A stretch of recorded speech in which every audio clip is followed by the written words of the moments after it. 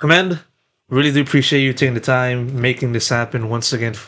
Like I said it before, the start of this conversation, during the preparation, even right now to this very moment, and just as I usually do for every interview, just gonna ask you the obvious opening question: How are you doing? How are you feeling with the VCT season now finally all wrapped up?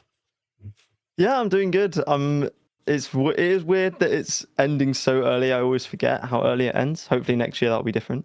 But I love watching the grand final. It was such a good series, and I was supporting EDG, so I was happy about that. And I've been enjoying watching the Ascension that's been on, and yeah, I'm really excited for Pacific Ascension. Actually, I'm super excited for that. But yeah, it will be weird with the long off season, but yeah.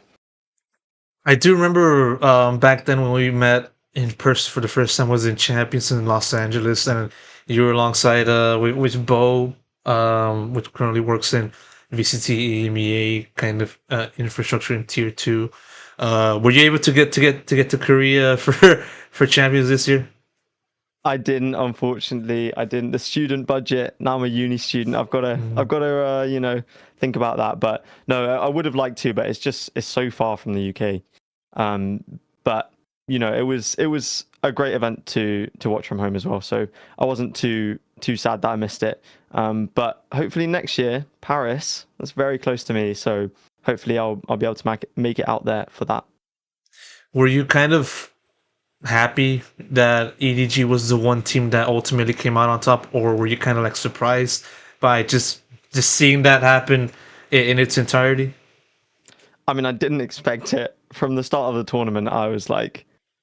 I think most people probably thought EDG were going to go out in groups with G2, Paper X, maybe make it out of the group, but not do much more than that, considering they won one map internationally this. Oh no, in Shanghai they didn't win a map, and Madrid wasn't great either.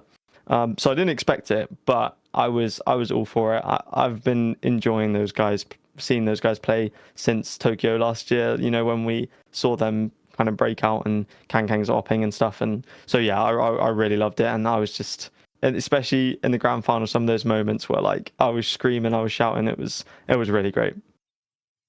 Would you kind of look at as the your original team that you got winning it all? Was it like, I would say, Sentinels or any one of the EMEA teams or anyone else within that aspect? I think it was difficult to discount Gen G before the start of the tournament, really, especially before we knew the groups. I think, before we saw that group of death, maybe after we saw that, you could think Sentinel's going to go on a run and, Gen G could get groups. But before that, to say that Gen G would have got groups would have been crazy. So I definitely had them, and I really liked them too. I was super happy when they won Shanghai. So I kind of had them going far. It was a shame to see them get grouped. But I like Heretics as well, and I probably would have, if I'd have known Gen G weren't going to go far, I probably would have said Heretics, and they did make another low bracket miracle run. So that was really great to see as well.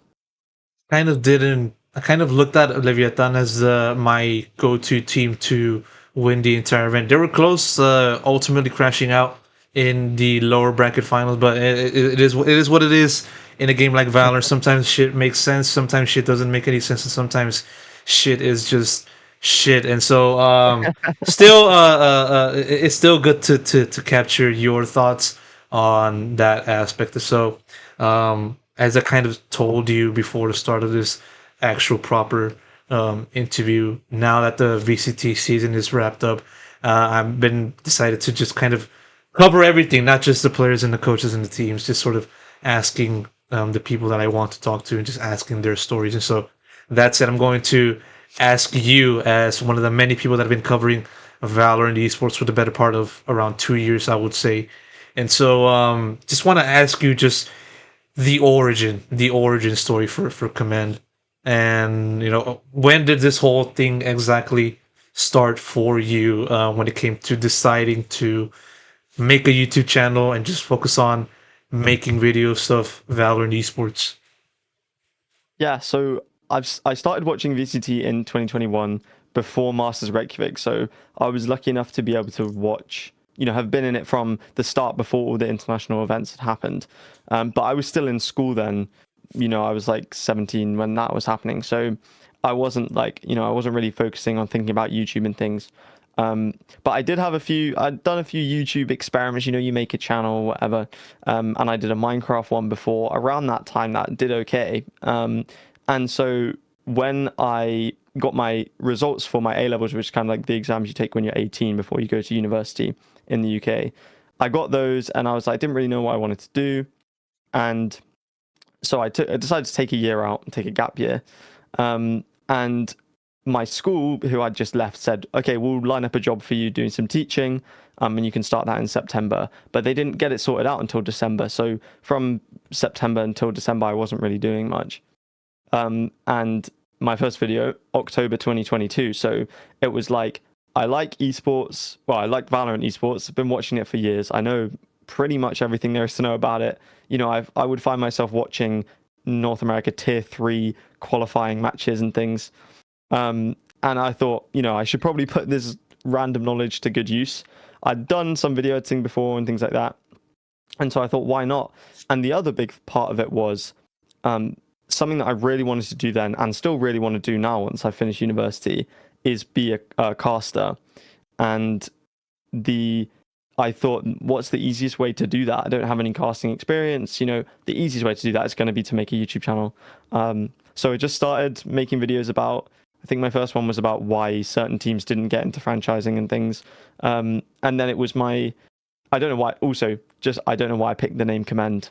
I don't know. I was trying to think of a name. Come on, man. You got, it was just like, yeah, I was also wondering about that. Just Commend. Why that word? There has to be some inspiration why, right, as to why you picked that name specifically, right? Was it just kind of because you got like a fetish of people telling or commending you about the good things you've done in school or something like that?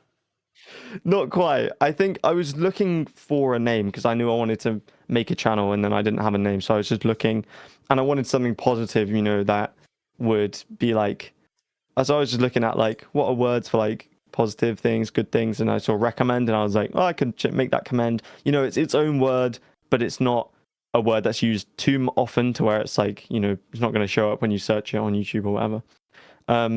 And I remember at the start when I made my channel, there's I think it's, I don't know, an electronics company called Commend, and they had 500 subscribers at the time or something. And I said to myself, okay, I'm gonna beat this electronics company, even though they hadn't uploaded for like 10 years. That was my initial goal, and we've surpassed that now. So yeah, that was the inspiration for it. Just something good and positive, and I like the name now. Now that I'm not looking back and going, oh god, I wish I'd picked something different. Yeah.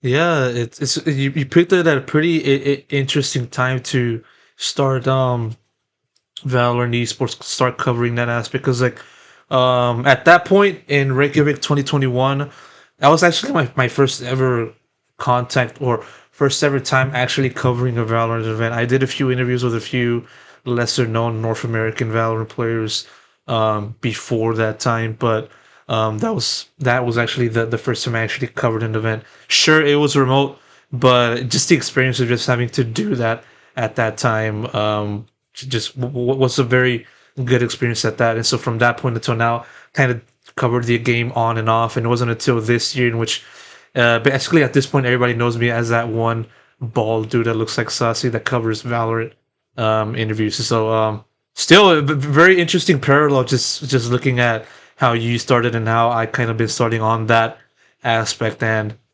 I mean, from what I saw on the rest of your initial first videos from that your channel, you kind of touched upon just kind of looking at the big teams, which I understand.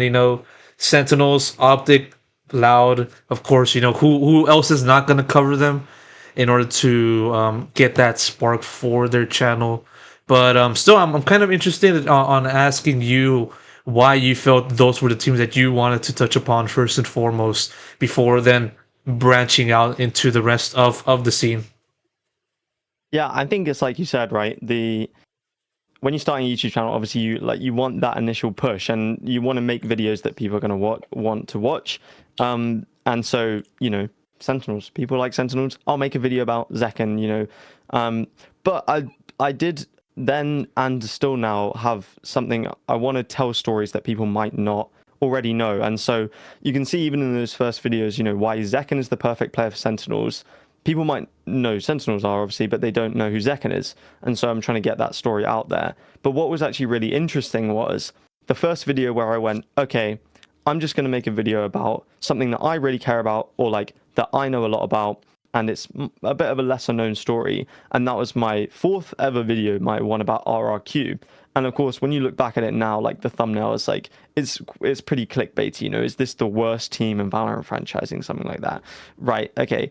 But then the other argument is it has to be slightly for people to then click on it and then tell a story that otherwise they might not have cared about. And that was the first video that did really well. So a team like RRQ, who probably coming in were probably the least recognizable team out of all of the franchising teams, that was the video that did the best, and I thought that was really interesting. And when that video went out and it started gaining traction and things, it was a really crazy feeling. I woke up at 5 a.m. and it had gone up like 500 views in the last 10 minutes or something, and I was like, oh, hang on, we've got something here. So yeah.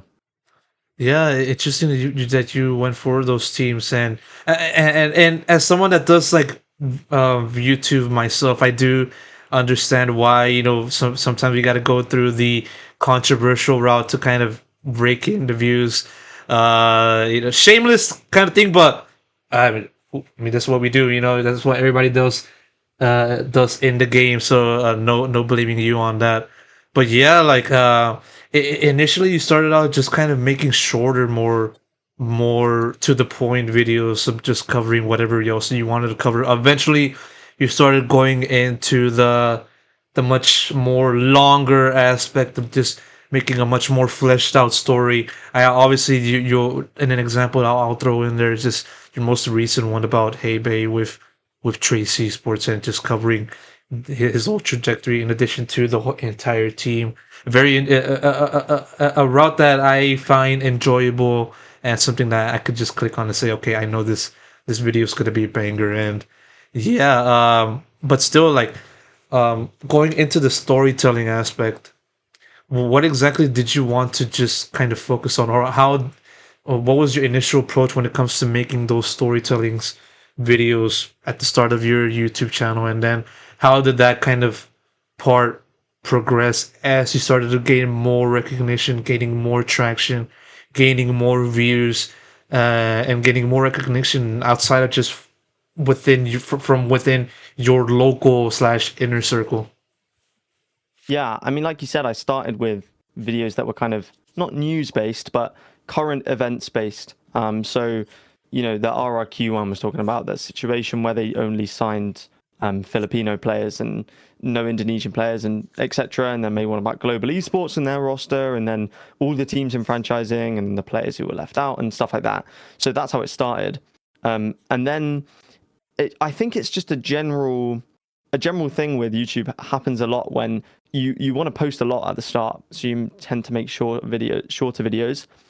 But as you post more, well, at least for me, as I posted more, I realized that there was that art of storytelling that was actually really important to me, and that's what I actually really enjoyed. And like you said with my most recent video, that's like the epitome of what I want to make. And so I think it was just a style that evolved over time. I mean, even take, for example, the women's Valorant video, which is, I think for obvious reasons, my most viewed video. And it is somewhat of the, you know, it's a bit clickbait, right? But the thing is, over 1 million people have watched a video about women's Valorant. Now, I don't know any other video of women's Valorant that exists out there that has that many views. And so, yeah, it's a bit clickbaity, but if I can get people who wouldn't have otherwise watched to watch it, then, and that's really important to me. But you can see even in those videos that there's a storytelling aspect as I talk through the tournament. And I think it just evolved over time. And then I can't remember what the first story of video I did. I think it was the story of Fnatic when they won lock-in. And it was something about, because that was a current event video, but it was telling their story, and I just got really excited by that aspect of it. And I think that's partly why I wanted to become a caster, because I just love telling the stories of players, especially those that aren't as well known. So I think it was just something that evolved over time, and now like that's the thing that really draws me to YouTube. So yeah, I'd say it just evolved over time from the start and wanting to post a lot to now understanding that if you can tell a concise story about a team, about a player, then that's content that can be watched for ever many years to come, and that is really valuable in YouTube content, I think. Of course, you're not the only guy that's been doing these kinds of videos in Valorant. In addition, in a sense, in the creator sense, entire esports. One person that comes into my mind as I kind of look at these kinds of videos is GBay99, who kind of does the same thing, but does much longer videos, who covers League of Legends. I want to ask you just sort of, who was your main inspiration behind, doing the thing that you do? Is it GBay? Is he like your inspiration? If not, who else? He's definitely one of them. I have played some League of Legends and I've watched some of it as well. I'm not a huge League of Legends fan, but some of his videos, like you said, the really long documentaries that are 40 minutes long, an hour long, an hour and a half long, those videos, the fact that I can, as a non-League of Legends esports fan, can watch it and it's such a human story that I can enjoy it. Like, it's the one about Khan is such a good video. And so, yeah, he was one of my big inspirations for the storytelling aspect of it. There were a few other YouTubers that I watched a lot growing up. Sunless Khan is a Rocket League YouTuber. He makes Rocket League videos, and he kind of makes some that are more gameplay focused, some that are the esports documentaries ones. And I swear, his video about Garrett G, I must have watched that video 10 plus times. There was something about the atmosphere that he created and the way he told the story. And like I said, I didn't need to have watched every, match of Rocket League esports to like relate to the video on a human level. And so, yeah, Sunless Khan, GBay99, I'm trying to think who else. Yeah, I think those are probably the main two. What about traditional sports? Is there anyone that kind of fits the mold in that? That's a good question. I actually think, so I watch a lot of football because, well, I'm British, so I basically have to. It's basically the law. Of course. But it was something I was talking about with my dad, who I watch football with, that there's not a lot of, the teams themselves aren't really making those kind of documentaries, and I would love to see that in traditional sports. There's a tennis channel, though. I can't remember who it is. They made a video about blue clay in tennis. I really liked it. I like watching it. I'm not so good at playing it, but so that, is it called Colt Tennis, something like that? Can't remember what it is. But there's a video about blue clay that I've watched many, many times, and so yeah, some of the tennis stuff. I think football could do better at it. But yeah, although I do say that there's a few sport documentaries that aren't YouTube that are like just sport documentaries. The Mbappe documentary I watched a while back, that was on BBC, and that was really like inspiring in terms of getting interviews with people, and that pretty much directly inspired the idea to get the interview with Benji Fishy for my video on him. And so yeah, some of the more traditional media, although it's not the same as YouTube, you definitely can take lessons from it. No, yeah, for sure. I did see that video with Benji, and goddamn, like as there's two sides to this. Like, on the one hand, as an audience member, I'm like, man, great job, command. Like, I commend you for doing that. I'm gonna be seeing that the rest of the conversation, so get ready for that. And then the other side of me, which is the interview side of me, I was like, damn it, how in the hell does this command got this interview done? But still, there's a sense of appreciation and competition. Well, for me and maybe the rest of the scene that does work like me does that also. But yeah, like covering in which parts did you kind of take away from the people that you mentioned in terms of inspirations that you then put into use for your videos? Which part did you feel was the biggest that you kind of took away from for your case?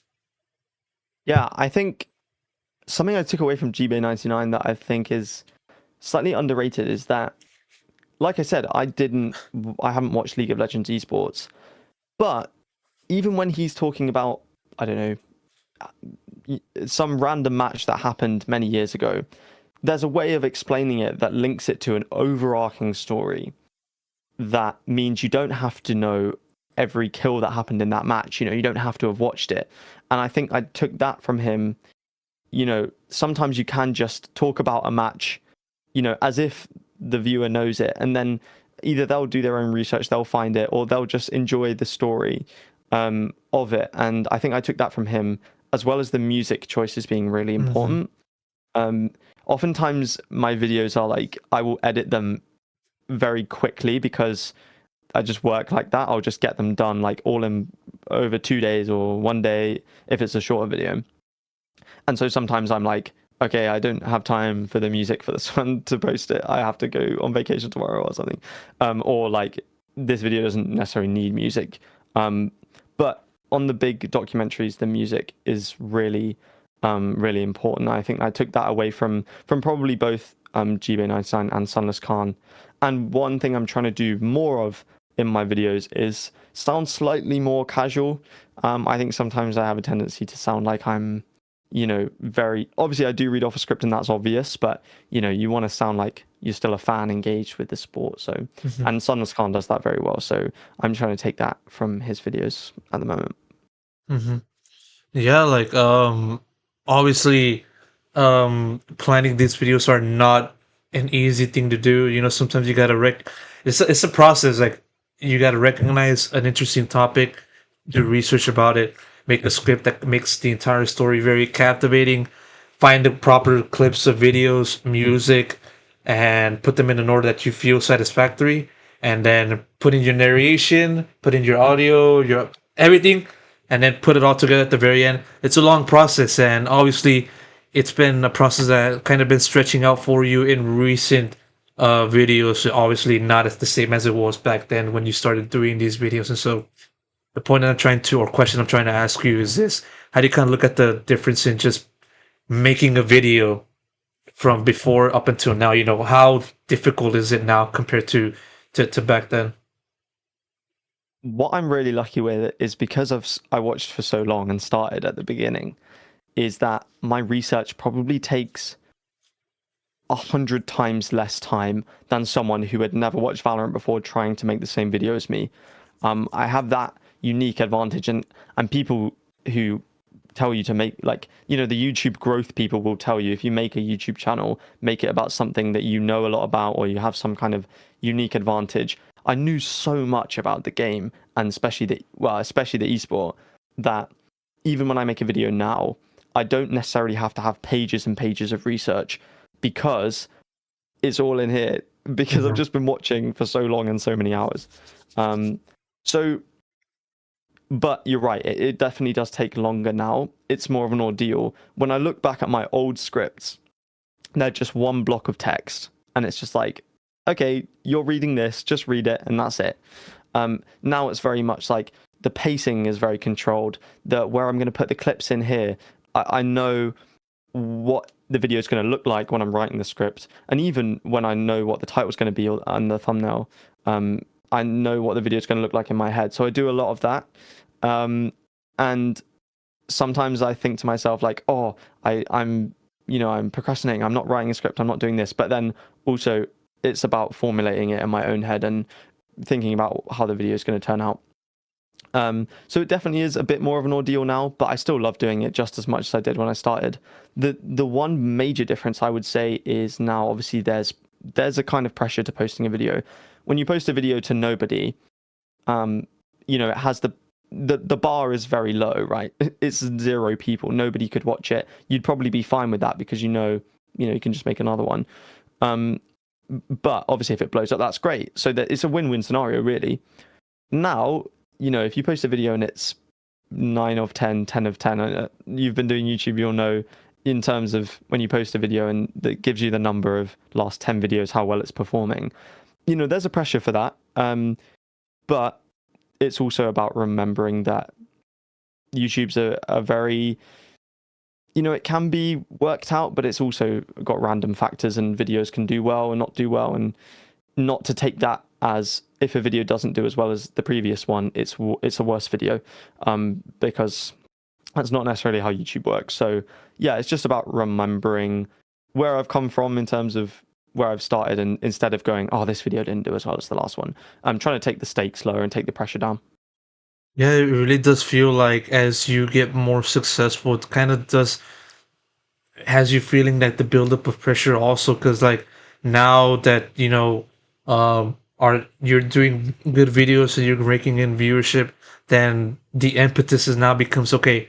I want to keep this going. How can I continue this momentum? And whenever you do see a momentum, or whenever you do publish a video that you feel you kind of are very proud of, but then it doesn't raking the viewership that you kind of expected it to rake out, then it does kind of just does affect your mind in a certain way. Has that kind of thing happened to you often or at all? Yeah, I would say so. I think when I posted my massive champs documentaries last year, which, as I know people have really enjoyed those videos, they just take ages. They really do take a long time, especially, and I did them when I was starting university for some reason. I don't know why I decided to do that. Anyway, um, when I posted that, it didn't do well initially, and I was kind of like, that kind of sucks, just the amount of time I spent on it. But over time, it's gone up, and people started appreciating that. So I think patience is a very valuable asset when you run a YouTube channel. Um, and yeah, I think I'm also lucky in the fact that with the way that my mind works, I I like making videos that I think will do well. So it's not often that I will be like super excited about a video and it not do well, because my brain is very YouTube centric. I think I have a good skill set for YouTube. So I've been lucky in that way that if I make a video about the story of Paper X, it does well. I've been really lucky with that. So yes, but I definitely have felt the thing of putting a lot of time, a lot of effort into a video and it not doing great. It's pretty astonishing looking at your progression within the space of 2 years, given the fact that your first video, like in the commended channel, is 50K views. First right off the block, and a massive, like, great start. Compared to every other YouTuber that would do the same. With the same kind of skills, maybe they wouldn't raking as much viewership as you, but from it seemed like from the jump, you kind of build a massive platform for yourself. Were you to Did you kind of look back at that time and say, "Damn, what I didn't even think that I was capable of doing that." Does that still kind of surprise you, looking back onto how fast you kind of started out? Yeah, I mean, it is a bit misleading, the numbers now, because at the Mm-hmm. time those were very firmly at 42 views, those first few videos. Mm. So until I got bigger, but I think it does show that they're not still at 42 views, right? People still have gone back and watched them. I think that does show something. But you're right, it was very fast in terms of 4 videos. I think it was within the span of a week or something that I'd had my first 100,000 views on the channel, which is at the time was crazy. But it wasn't. I wasn't. I believed that I had what it took to get some decent viewership. What I really didn't expect was how many viewers Valorant esports actually has as a niche, as a like a Mm-hmm. content niche. That's a very YouTube guru phrase, but as a genre, I was surprised at actually how many people there are watching these types of videos. Obviously, very happily surprised. But yeah, it was a fast start, and I did what I could to try and keep that momentum going. And yeah, I believed I could do it, but I didn't necessarily believe it would be that quick. And quick it was, nevertheless. Just want to ask you out of curiosity, what is one video you feel you had to work the most, you had to work the hardest in? That is a difficult question. I think it was the video where I went to Champions and vlogged it and stuff. I took a while editing that footage together, and like I don't know why I made that video in that way, because it's completely different to anything else I've made on that channel. So of course it wasn't going to perform to the same level, but I kind of forgot about that when I was making it because I was so thrilled to have gone and to have experienced that event because it was amazing, and so that was difficult. I put a lot of work into that, and the rewards weren't quite there. I think when you put a lot of work into a video and you get something back, you get a lot of views and stuff back, it doesn't feel necessarily as taxing as like putting a video out and. Ugh. But I'd say yeah, and that video and the two documentaries surrounding it that were really long. I mean, I think the second one's almost 2 hours or something. I'm yeah, sorry to the fans who enjoyed those videos. I'm not making videos that long again. Mm, that's unfortunate, but still, I do understand why you had to just kind of tone down on that aspect. And that said, what do you feel is the one video that you feel uh, you're most proud of? You know, was it just those video that you kind of made, or did you mention, or was there are there other videos that kind of pop into your head? I'd like to say it's always my most recent video. Um, the most recent video about Hey Bay I'm really proud of. Just because I really like I just love it's one of those videos I knew what it was going to be about and I could see the title and the thumbnail instantly. I knew what the intro was going to be like and it's played out perfectly and people really enjoyed it. Um, but I think the one I'm probably most proud of is the Benji video at the moment. Not only because it's performing very well, but also because that was my first proper interview in that style, um, like in general. And so I kind of had to have that skill there, like curate that skill while I was making that video. And I think his story is just so great that I'm glad people are seeing it and watching it. I'm also super proud of the OpTic video that I made, and really happy that some of the players and the coaches saw it as well.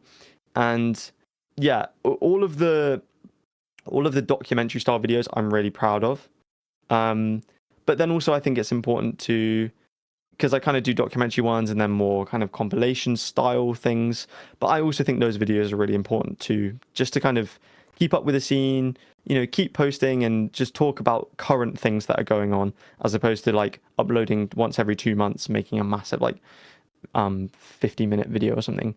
So yeah, but in terms of videos I'm most proud of, OpTic video, Benji Fishy video, and the Hey Bay video that I just posted. And a documentary that I will be posting soon. Oh shit! Dropping a sneak peek on that. Yeah, I remember about the optic video, like the Fallen Kings of Valor. I think I got the wrong title of it. Let me check. Let me check. Let me check. Let me check. Let me check. Let me check. I Think I think you're might have. right. Wait, hold on. Just gotta be sure about this. Yes, yes, I was right. All right, thank you so much on that. But yeah, like, was that the first time that people were actually like doing reaction videos of yourself of your videos? Because like obviously we got finesse and then chat and then those kinds of people making videos or doing reaction streams of your stuff. So was that kind of the first time that kind of did happen? It wasn't quite the first time. I remember in a Fnatic vlog, I made a video why you need to watch Sentinels vs Fnatic. Because it was a really quick video to make, and I didn't have much time before I had to go somewhere. I can't remember. So I made it before lock-in. This was posted it, and it did like very well at the start because it was a hot topic. But once the match had finished, it kind of just dropped Hmm. off. Um, but Fnatic posted a vlog after lock-in had happened, and in one of the clips, Durka is watching YouTube, and he's like, they ask him what he's watching, and he's watching my video, and I was like, oh, like wow, that's so cool. In terms of reactions on stream, I'm not sure. There probably has been another time, but that's the one that I can remember. But it was quite recent, obviously. Um, so yeah, I can't think of any others. But if other people can, then definitely let me know, and I'll post it on Commend too. No, of course, of course. I just wanted to get your thoughts on that out of my own curiosity. One other thing that kind of pops into my mind is about how you said about how you kind of think have like a YouTube esque mind. I might be paraphrasing here. You can correct me on that, but within that aspect, I want to know your thoughts on just how what do you kind of look at in terms of just identifying a topic that you want to cover, because on top of just covering like the news, like current news parts of Valorant esports, you're not one to shy off of just covering like the controversial topics, like Cloud9 dropping Yay, Sinatra, those kinds of videos, and not being shy, just covering about that. Just want to ask you, just sort of what goes in your mind when it comes to looking at these kind of topics, and what kind of enables you to cover them, whether if it's controversial or not. Yeah, I think it's definitely changed over the years. Me in 2022, when I kind of had nothing to lose, I would definitely be more open to covering like controversial situations. And I am happy with the way that I covered those.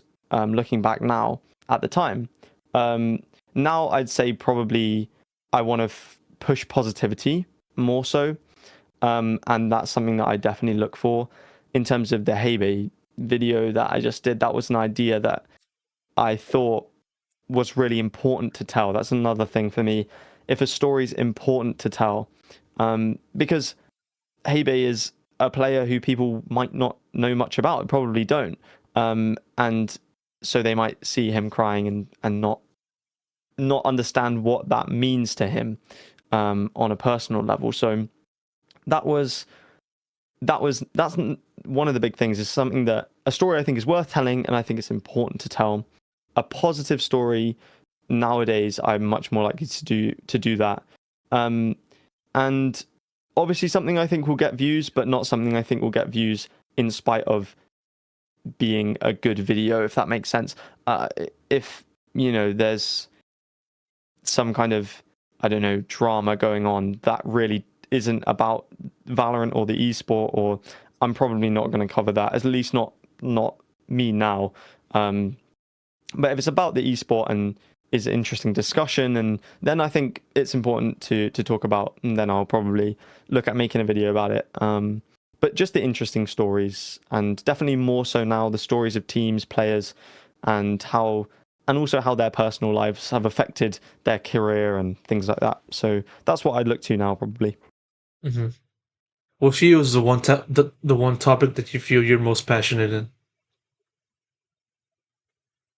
It's funny because before Shanghai, I probably would have said Asian Valorant in general.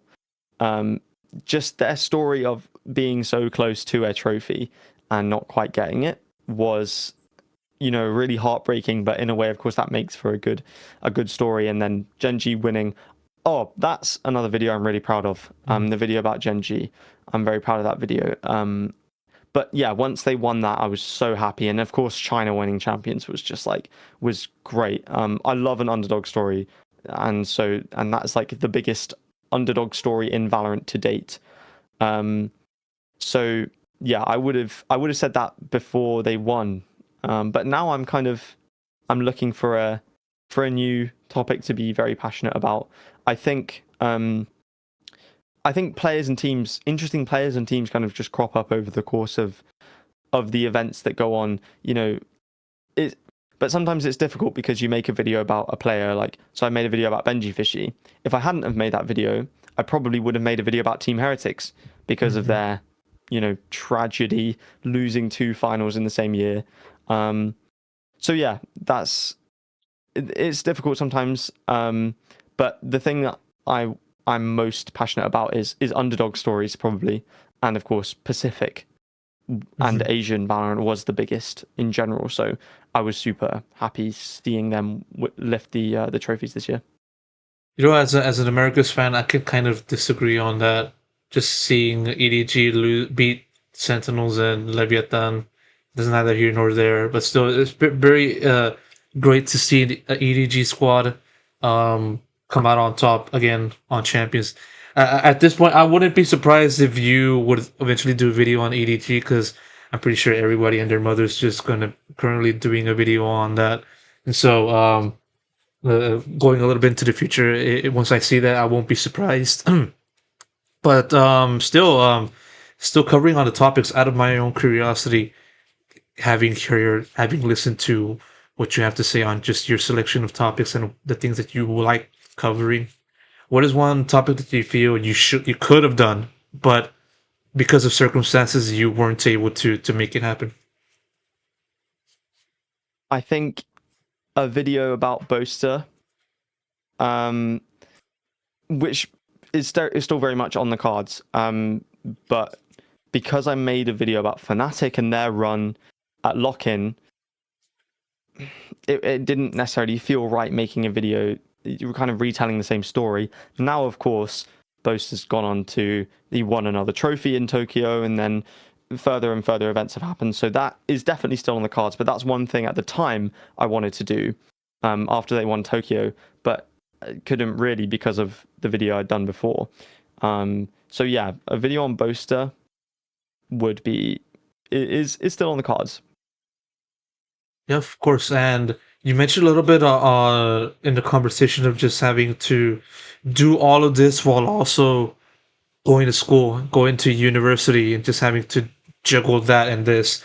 I just want to ask you, just how are you able to make that this entire thing happen while also going to school, and also on addition to that, if you don't mind me asking, just sort of what are you studying? So I study maths and music, which is a quite an odd combination probably to hear. But I just love both subjects. I've done music for a long time. Play the trumpet, sing, and piano as well. So it's just been a big part of my life. So went to uni and thought, I like maths, I like music. Let's do that. In terms of balancing YouTube and studying, I didn't do it very well last year. I really didn't upload too much last year, and that was also partly because in first year of university, I wanted to make sure I wasn't missing out, because my YouTube channel will always be there. I can take a break. That's what's so great about having a YouTube channel in university, because it's effectively a part-time job that you can choose your own hours and talk about something you like, which is just great. So I didn't balance it too well last year, especially because I was making huge videos. Hopefully that'll be better this year. And I've been on summer break recently, kind of from the Boostio video onwards. That was kind of when I'd finished my exams and just had time to just focus on my YouTube. And that was why it was so good that I started the channel during a gap year, because I really could just think about Valorant and watch Valorant and make videos about Valorant.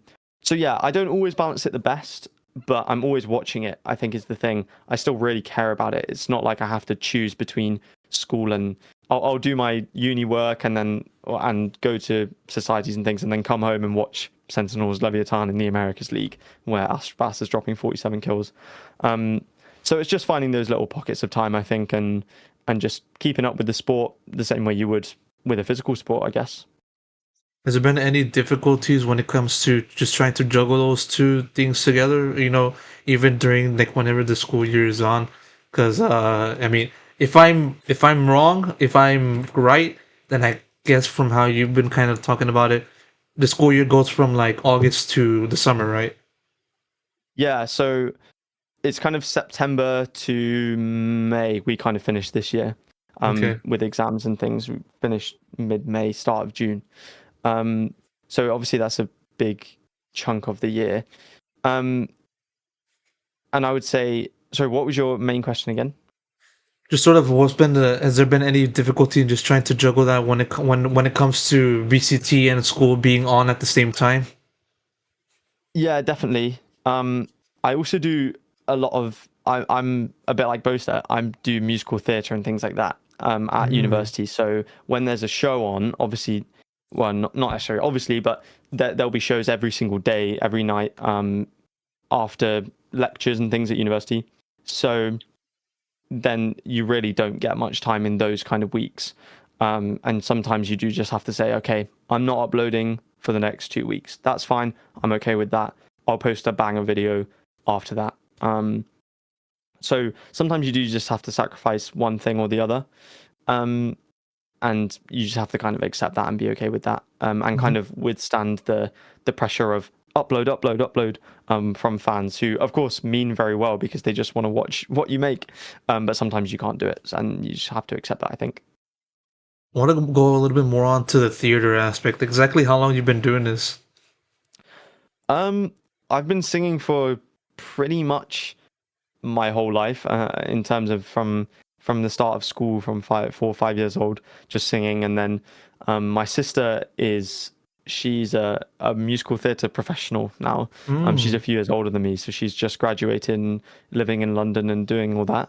So I've always had kind of her to look up to, and I kind of didn't do it too much towards the end of my school years. But then once I got back to uni, it was something that kind of I found again and remembered how much I really enjoyed it. So I've been doing it with musical theatre and things probably since year 7, which would have been 11 years old, all the way through secondary school, really, and then now at university, which is really, really fun. And I do really love it. Okay, so what are the kind of musical slash plays that you kind of look at as like your favorites? Because I'm kind of curious of what you say. Is your answer just going to be Phantom of the Opera for like 90% of the other theater students? Not quite. It's I always find that one a bit creepy, I think. Um it just always shook me the wrong way. I really like Les Miserables. That's a real classic. Hamilton, as much as it gets hate online for being cringe, is really incredible. And so that's definitely up there. Oh, I'm trying to think. Legally Blonde is one of my favorite musicals. Just a very heartwarming story. I love those. So yeah, I'd say those 3 are probably top. Legally Blonde. Well, talk to me about that. Why? I don't know if you've seen it. It's a big hit film. I've seen the movie. Yeah. I'm just still asking why Legally Blonde of all movies, because there's I don't know if you know, but there's like millions of other movies out there. So Well, I really like the movie, but the music in the musical is what makes it incredible. And as a music student, I appreciate that a lot if the music is actually very good. And in that musical, it's really incredible. So I do appreciate that a lot. So I would say that's one of the main reasons that I like Legally Blonde so much as a musical. what do you think of Reese Witherspoon? She's a very good Elle Woods. She's a very good Elle Woods. Because of course, you gotta respect the OG Elwoods, and so yeah, for sure.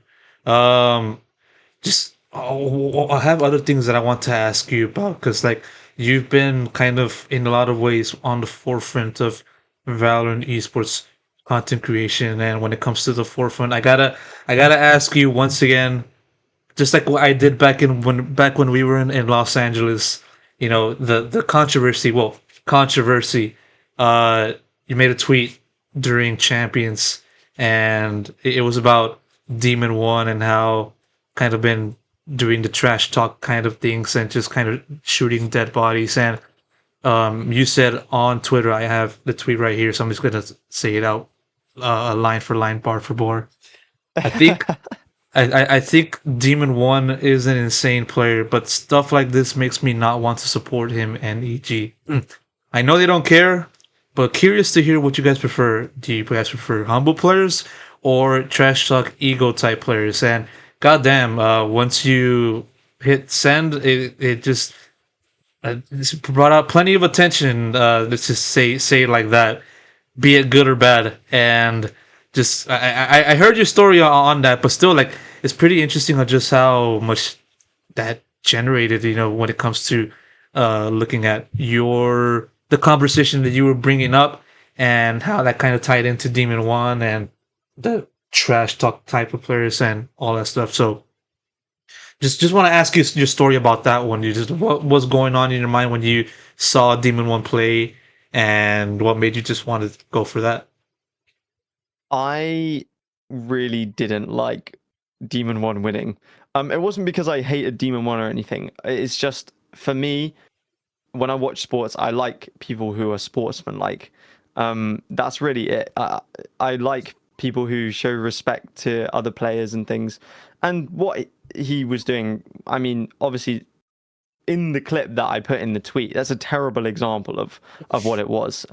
If I'd have maybe put the interview where, you know, he's like, I don't effing care or whatever, maybe that would have been a bit of a different tweet. But it was a teabagging is whatever. Really, that I don't have an issue with people teabagging. I just like watching people who are respectful to the competition. So that was really the point of the tweet. I didn't expect it to do what it did. It was it's I worded it terribly, and the clip I put with it was probably the worst clip that I could have done. But in terms of the actual content of the tweet, I don't like watching people just teabag and stuff. That I don't really, but it is what it is. You know, some people like that, some people don't, and that's really what I was asking with the tweet. But yeah, no, it's Twitter, isn't it? I've stopped using it mostly now. It's just I can't get on with it. It's just some of the stuff that it shows you is just like I don't know why I'm seeing this. I rarely log on to it and log off and go off like feeling better about the world in general. So, but yeah, I mean, it was not the greatest worded tweet. But there really is no feeling like seeing just constant notifications coming through, and not in a good way. It's really like I kind of had to close my PC, go for a walk, kind of get some perspective. Because when you've got people like, I don't know, Myth, right? TSM Myth, big, obviously not necessarily as big as he once was, but when I was 12, 13, he was one of the biggest streamers on, you know, in the world. And so seeing him respond to me negatively was like, oh, okay, you know. But looking back at it now, it was a very funny time, and it's created a copy pasta that people have used many times and somehow still gets people. I don't understand how, but I see it in CS, I've seen it in Apex, I think I've seen it in Rocket League. I don't really know. That I can take a joke about that. It's very funny when I see it, and seeing people still get caught by it is very funny. Yeah, I see Bo Kugelin just kind of just do those copy passes, you know, whenever he has a chance to just kind of rile up Yeah. the people that he wants to rile up. Is very funny in that regard. So shout out to Bo, you know, another person that I met over in Los Angeles alongside yourself. But yeah, like it's still interesting just looking at how the Valorant esports community kind of perceives these kinds of things, you know, trash talk, ego type of players, as you said. It's very different compared to like the likes of, you know, obviously CS, and when people see that kind of trash talk and just kind of follow along with it and just kind of reciprocate. And one example of that is just kind of in IEM Dallas 2024. I was there in DreamHack in person, and I heard the crowd um, chanting "Fuck you, Apex" to Apex, one of the members from Vitality, and he kind of just reveled in that aspect, just kind of say, "Hey, come on, bring more of that to me." It's a contrast to like how we would see that in Valorant, because that kind of stuff would never happen in Valorant. I would think. That said, what I'm trying to tell you is this: how do you kind of perceive the difference in just how the Valorant esports community looks at trash talk, the reaction towards it, and how, you know, fans kind of look at that compared to like the other titles in esports like Counter Strike? And why do you think such a difference exists?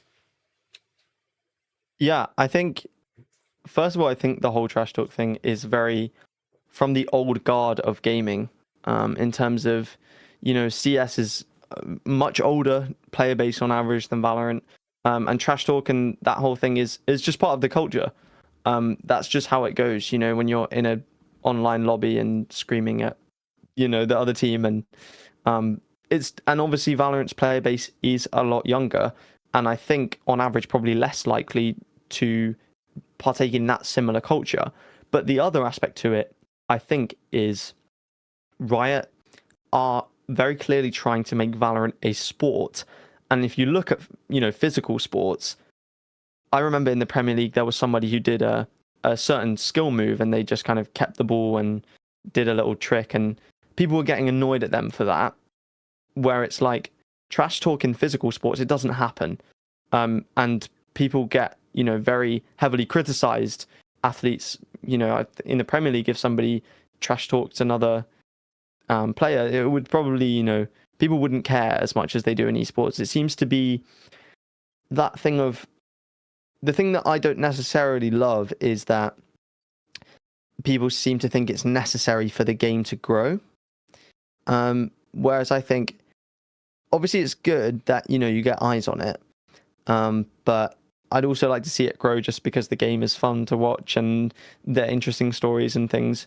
And obviously it does create interesting stories. And I think that's good sometimes, but sometimes too much, it just does create a bit of a toxic environment. So, but I think it can be attributed to both what Riot have done in terms of trying to limit it, and also just the younger player base in general, not necessarily being a part of that old gaming culture that a lot of CSGO fans will be a part of.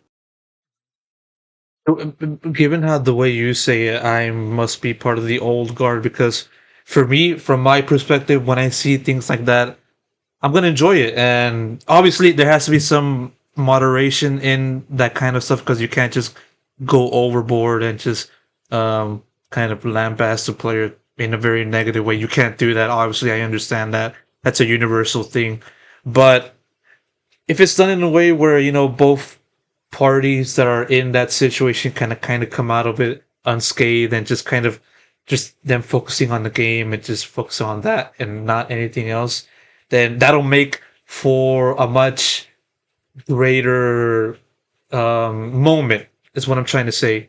And so when I see that, I would like to see more of that in Valorant, but obviously, as you kind of said, it's a much more different aspects and environment that Riot kind of wants to create. And one example of that comes to my mind is something back in Madrid when he flicked off one of the players from Heretics, I believe. And this happened at the very end of the match. And at that point, both teams were just kind of trash talking to each other.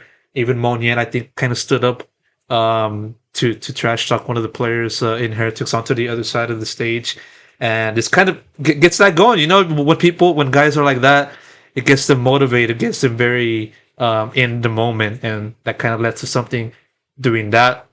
For me, it was a pretty awesome moment to see. But then later on in the press conference, he had to apologize in a way where Alex told me to apologize, and he did that, and I understand that as well. But I feel moments like that should be, uh, um, let's see more moments of that. When it comes to looking at the international stage and stuff like that.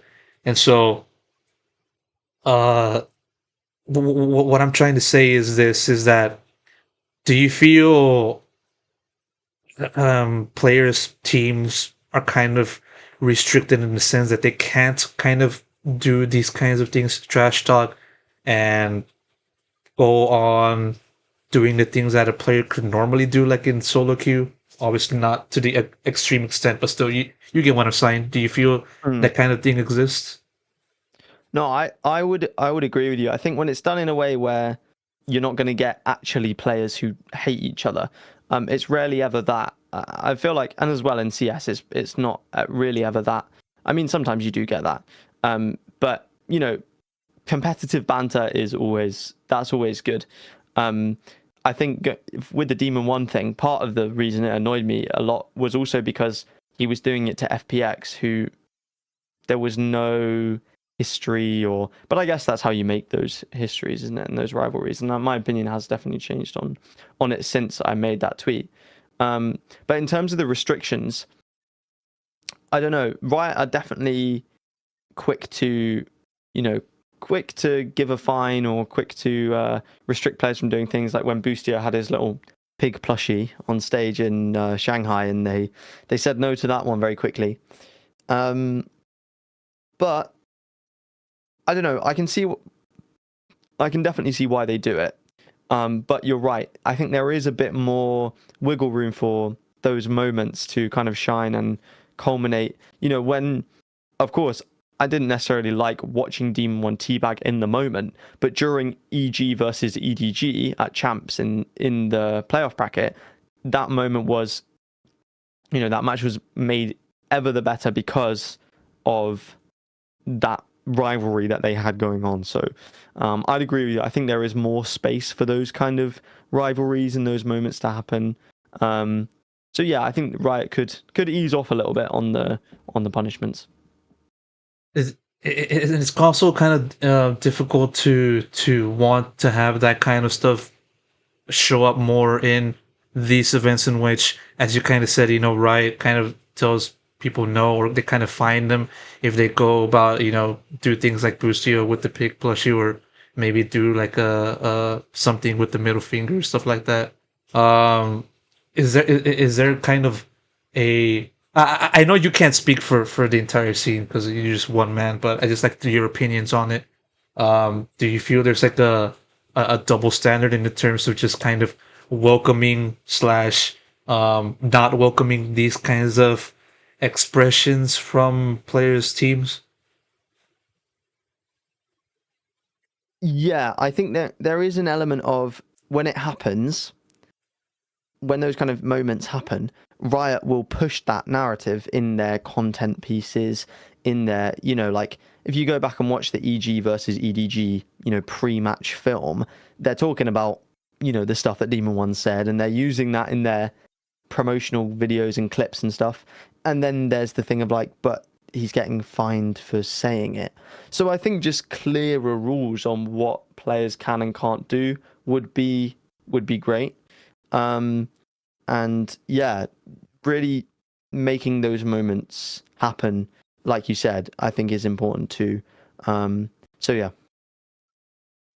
Do you think the Valorant community would ever be able to just welcome these kinds of things? Because I remember you said about bringing in positivity and talking about that, and of course it's a great thing to do. But there's also a sense of just taking in other things such as trash talk, a little bit of negativity, quotes on quotes on that, would also, I would feel, be welcome to. So do you feel the community as a whole would eventually welcome into that kind of aspect? I think so. I think as long as it's done in good taste, I think Boostio's a good example of that because he's very good at taking a joke himself, and being the butt of the joke, and that's where when he tweeted, maybe I was the real pig or something like that, after he'd been calling everyone pigs that he'd been beating and things, and I really enjoyed how Boostio did it and the way he handled it. And I think most of the community did too. I don't think there were many people, maybe in some of the times when he's kind of said China was a disappointment, Kang was a disappointment type things, were a bit, not liked by the community. But in the way that he did some of the, with the pig plushie, I don't think many people were saying like, this is unacceptable. So I think there's a way to do it.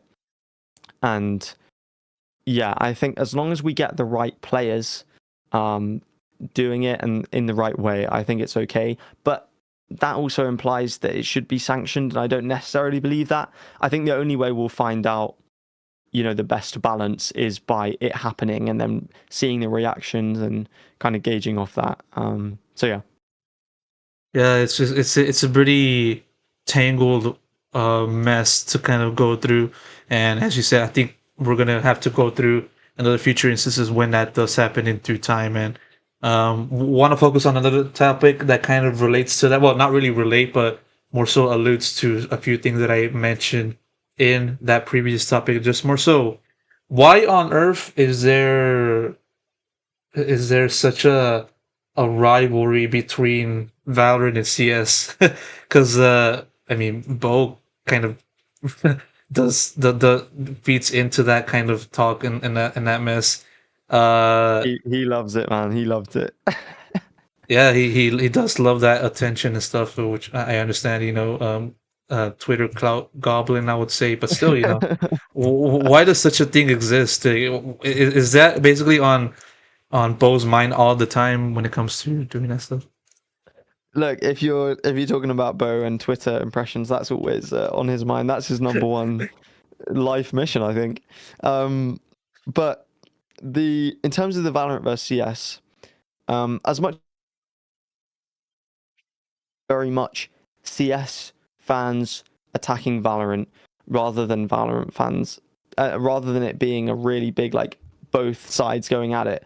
I rarely see, I don't see people posting clips of CS tournaments in the Valorant competitive subreddit and saying, this is stupid, why are they doing this, whatever.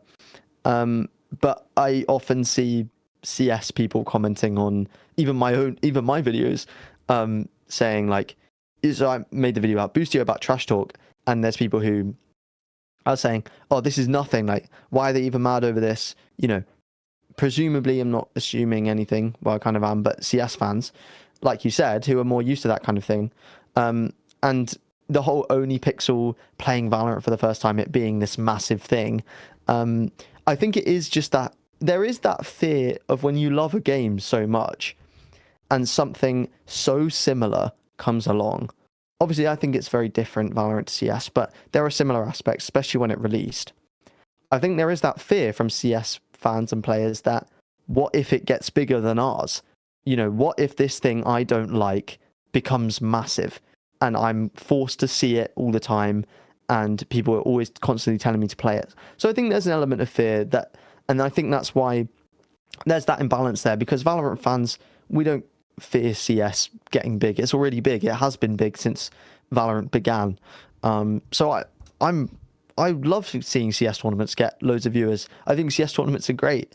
But I think you'd be fairly hard pressed to say that a majority of CS fans would think the same about Valorant. So I think it is that fear of Valorant being a big thing and then being forced to see it and play it. So yeah, that's what I'd attribute it to, I'd say.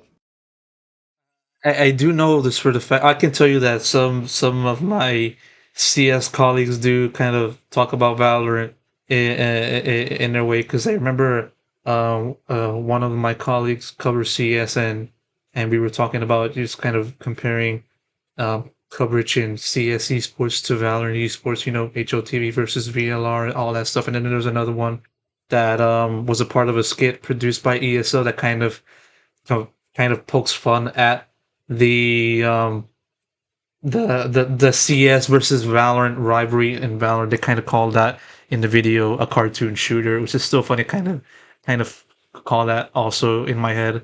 Also, but still, I mean, if it feels like there's gonna be no end in sight to this entire mess, do you kind of feel the same way?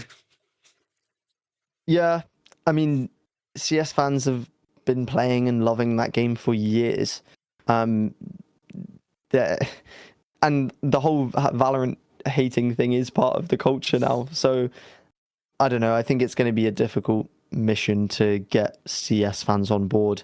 But that's fine. We have the entire rest of the world that isn't just Europe to get fans from. So yeah. And it's a little bit of a small dig, which just shows the level of Valorant. Which I can agree, though. I can agree. Valorant has a much greater esports scene in the International fan sense, yeah, base. international fan base, in the sense that it's not just Europe that is competitive. It's literally everyone in the world that kind of has their moments on the spotlight in the international setting, and it's a beautiful thing to see. It's a Yeah. really beautiful thing to see Valorant be in such a great state, um, fan base and player base wise, and so yeah. We're kind of winding down on the questions that I have for this conversation. A few bit more. You kind of alluded to just sort of what your future plans are to be. Going a little bit on to just kind of your juggling of school and producing videos. Have you kind of thought about what you're going to do, after you graduate and what your future plan is going to be, once studying is all said and done? Yeah, I mean, maths and music degree, there's not exactly a career that follows that. If I was doing, I don't know, computer science or I don't know, electrical engineering or whatever people do nowadays, then there would be an obvious career follow through for that. So really, my plan at the moment is to do my next 2 years and then I'll have done my degree and really try and go for the casting thing. Um, Hmm. I I really when I watch the game, that is the thing that I would love to do. I think it combines a lot of my strengths very well in terms of the performance thing as well. Like I was talking about with musical theatre and things, performance has always been a big part of my life, and there is an element of that to casting and telling the stories of the players, which I would just love to do. When I hear a great cast, it's easy to be like, oh, yeah, they did that really well, but like I'm like digging in to see why it was so good. And even though I've got a few more years ahead of me, I think and I hope that Valorant will still be thriving by 2027, or by the end of 2026, right? Oh, it's gonna happen. It's gonna So, happen. Don't worry about that. I know it's gonna happen. I know it's gonna happen. So you should be mm, fine on that. So continue. yeah. So I'm hoping that by then, obviously I know it's difficult that Riot don't have a lot of casters that they don't have a massive variety of casts that they pick from, but I'm hoping that over time, once I start properly, can focus on, okay, the casting thing, um, then hopefully I can rise through the ranks fairly quickly if I'm good, of course, and get to a position that I'm telling the stories of the best players in the world. I would absolutely love to do that, and that is still, as much as I haven't necessarily pursued it because my life's not in a position right now where it's really feasible to do that. Once, like you said, I finished studying, that is the one thing that I would love to do. Hmm. Well, since you said caster, I gotta ask you about when you say caster, who are you kind of looking at as saying, okay, I like this person I like this person and their work the most, and I kind of want to um kind of have their or kind of reference from should I go down this caster route in the future if I'm able to. I think most people will be expecting me to say Brennan Sideshow, and of course, like them being from the UK and having gone and done it is really inspiring. And I think they're incredible casters, and they really do. They tell the story so well. I mean, that final Madrid call, when 1,000 days and counting and stuff, is just so good. And Bren posted a vlog of his time casting that match, and it was really interesting to see the physicality of it. And so definitely Brennan Sideshow. I'd also shout out Wyatt and Uber as well. Love their casting. I loved it in Americas this season. I hope that they get some international events next season. And Pansy and Hypoc are the original GOAT duo. They were the ones that really elevated those finals in 2021, 2022. Loud versus OpTic, at Champs 2022 is such a good series just to go back and rewatch. And when I was making my OpTic video, it was a pleasure to hear them cast. And I hope Hypoc can come back soon. So yeah, those three duos are probably the ones that I would say take the most inspiration from. Yeah, of course, obviously those people, few of those people, friends of the channel, give my shout outs to them as well. Want to ask you also out of curiosity because these questions are popping into my head, so I gotta ask you now that you're here. Favorite moment in Valorant? What do you think is your favorite moment? Oh, that's so difficult. I watched the Guard win Ascension last year, and people who've watched me for a long time will know I was a massive Guard fan. I've got my jersey somewhere, Hmm. and I don't think many people have Guard jerseys now, but I was so happy when they won Ascension. Obviously they became G2, and I've never been a fan of G2 in any other games, so that was a bit bittersweet for me. But I was so happy when they won. That was amazing. I mean, to be fair, EDG winning champs was crazy, and especially the Chi-Chu ace. I watched that whole series from start to finish, and I was just shouting when he got those 4 kills in tree. That was insane. I'm probably forgetting loads of moments when Hmm. EDG won against Navi in Tokyo, Yes. and you know the whole Yeah. you the, and of course lock-in final is just incredible. That Are we ever going to see a series that good again in Valorant? I don't Maybe. know. I hope I would so. say maybe. Yeah, I hope so. Um, oh, and some of the Woot clips from Shanghai. I mean, this is all recency bias, but the one of him on Icebox when he's behind yellow and he gets 4 kills with the knives, that's just insane. That's just insane. So yeah, very recency bias. I'm trying to think of more moments. Dude, I Oh, only I only asked for one, bro. You gave when me like an entire when list, but it's all good. It's all good. when Com flanked Paper X in the upper Oh final. yeah. I was very supporting Paper X in that match, but when he did that, it was just, and to see Yeah. Com do it as well, someone who had been like, people said he needed to drop out of the league and at the start of the year, and just see that reformation in his play style and his play was so satisfying to see. So yeah, there's been so many moments that I'm so happy that I got to watch in Valorant, and those are just some that have stuck with me.